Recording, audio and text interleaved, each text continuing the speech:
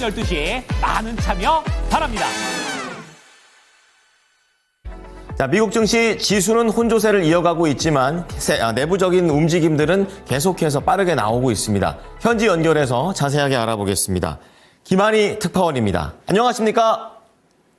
네, 안녕하세요.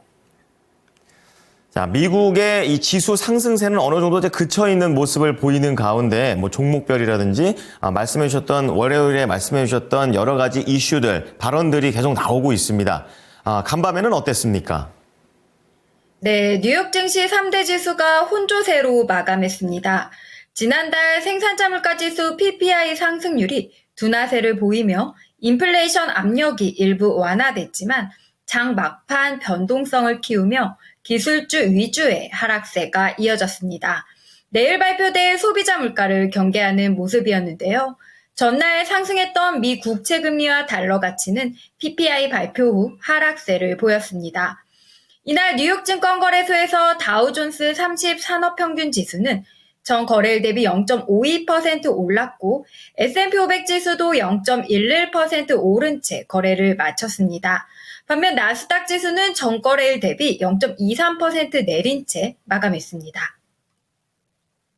종목별로는 기술주가 하락했습니다. 매그니피센트 7 모두 내렸는데요.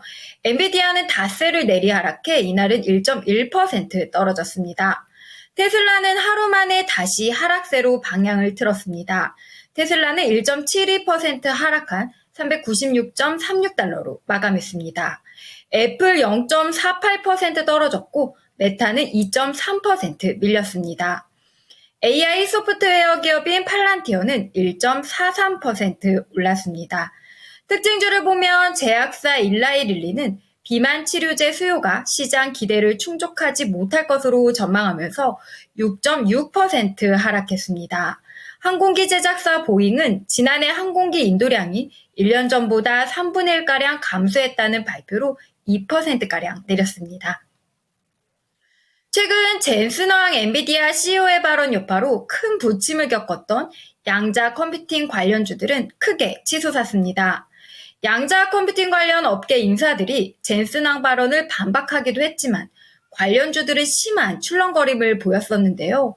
어제도 20-30%대 폭락세를 기록했었죠.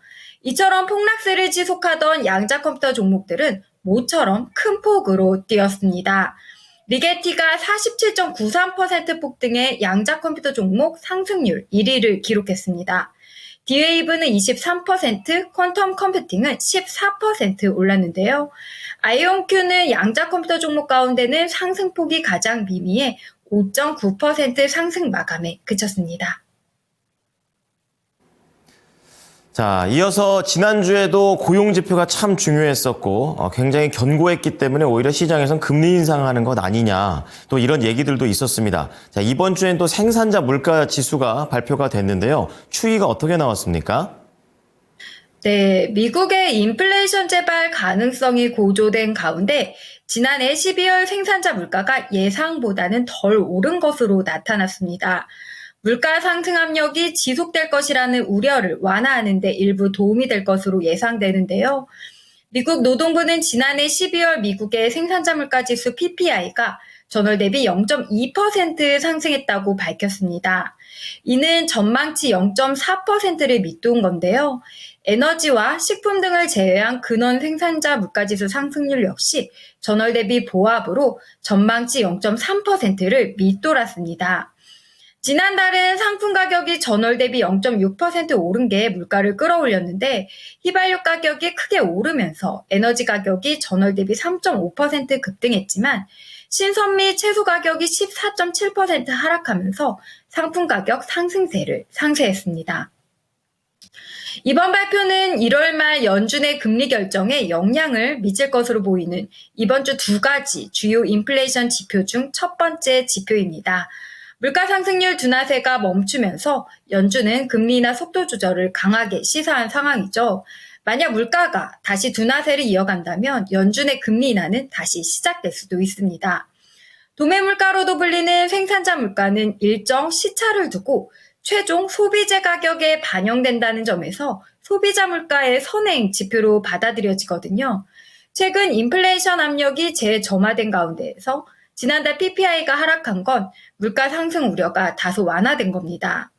그동안 시장에서는 오는 20일 취임하는 도널드 트럼프 미국 대통령 당선인의 관세 인상과 이민 제한 정책이 물가를 밀어올릴 거란 불안감이 컸습니다. 내일은 연준이 개인 소비 지출 PC 물가 지수와 함께 눈여겨보는 주요 인플레이션 지표인 소비자 물가 지수 CPI가 공개됩니다.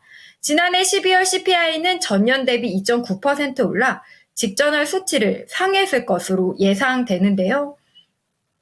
지난주에 공개된 12월 고용 지표가 이미 강력한 일자리 창출 및 낮은 실업률을 확인하면서 같은 달 CPI 수치는 주식시장의 향방을 정할 것으로 전망됩니다.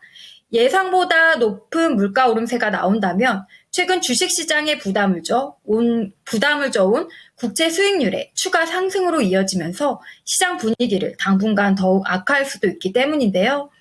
S&P 글로벌의 최근 설문조사 결과를 보면 이달 거시 경제 전망에 대한 투자자들의 낙관론이 금리와 지정학적 위험에 대한 우려가 확대하면서 후퇴했습니다. CFRA의 샘 스토벌은 CPI가 예상보다 뜨겁다면 연준이 금리 인하를 계속 천천히 진행해야 할 것이기 때문에 주식시장에 틀림없이 나쁜 소식일 거라고 설명했습니다. 코먼헬스 파이낸셜 네트워크의 크리스 피아니는 초기에는 안도랠리가 펼쳐졌지만 금리와 연준이 앞으로 어떻게 될지에 대한 상당한 수준의 불확실성이 있음을 보여주고 있다면서 이제 우리는 내일 아침 무엇이 나올지 봐야 할 것이라고 말했습니다. 이제 내일 일정 살펴보겠습니다. 내일은 이번 달 금리 향방에 중요한 단서를 제공할 미국의 작년 12월 CPI 발표됩니다. 연준 위원들 발언도 많은데요. 토마스 바킨 리치먼드 연은 총재, 닐 카시카리 미니애폴리스 연은 총재, 존 윌리엄스 뉴욕 연은 총재, 오스탄 굴스비 시카고 연은 총재 연설이 예정돼 있습니다. 연준은 또 경제진단보고서인 베이지북을 발표하고요. JP모건과 시티그룹, 골드만삭스, 웰스파고 등의 실적 발표도 예정돼 있습니다. 네, 관련된 내용들 잘 지켜보겠습니다. 오늘 말씀 감사합니다. 네, 감사합니다. 지금까지 모닝인 뉴욕이었습니다.